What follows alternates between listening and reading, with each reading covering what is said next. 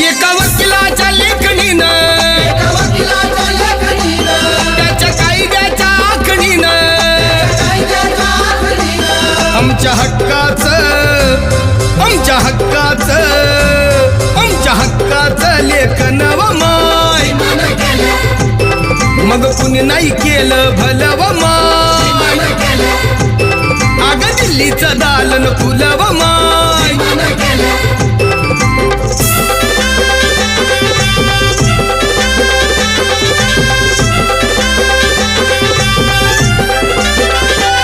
तुमच्या पोरानं शाळेत शिकावं आशाला जारीला मुकावं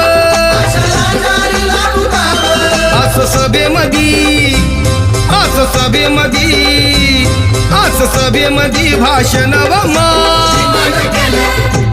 मग कुणी नाही केलं भलं